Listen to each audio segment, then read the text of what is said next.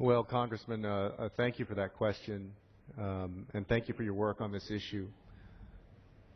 In the Senate bill that was passed recently, there is relief for students known as dreamers, those who were brought here as young kids through no fault of their own and through no choice, and now find themselves undocumented with no way, oftentimes, to go to college or to pursue their career dreams. These are folks who are literally in a kind of limbo. And so what we should do is offer them a path to citizenship to allow them to become American citizens. This country is, after all, for the overwhelming majority of them, the only country they've ever called home. It's the only place they know as home. And this is an issue, I think, that tugs at the conscience of Americans. And most polls show that an overwhelming majority of Americans support a path to citizenship for DREAM Act students.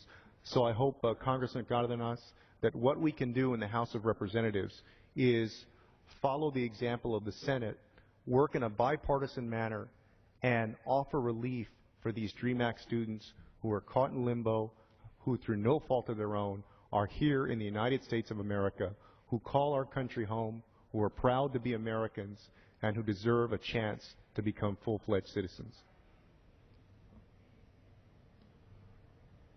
I would also point out, as I've said before, that there are very compelling moral and economic reasons to support comprehensive reform. I represent San Antonio, Texas, here in Congress, and of all the states in the nation, I believe that Texas has the most to gain or lose by what happens on this issue. The reason I say that is that we have the longest border with Mexico, for example, 1,200 miles. We do the most trade with Latin America, and there are 4 or 5 major American industries and Texas industries, everything from the high-tech industry in Austin, just as you have one in California in Silicon Valley, to the agricultural industry, the construction industry, the hospitality industry. These major American industries literally would not exist the way they do but for immigrant labor. And I want to give you the best example of that. The agricultural industry self-reports that 50% of its workers are undocumented. And so when states like Alabama and Georgia pass laws that essentially led immigrants to flee those states, their agricultural industries paid a very steep price. So those are the stakes that we're dealing with on this issue.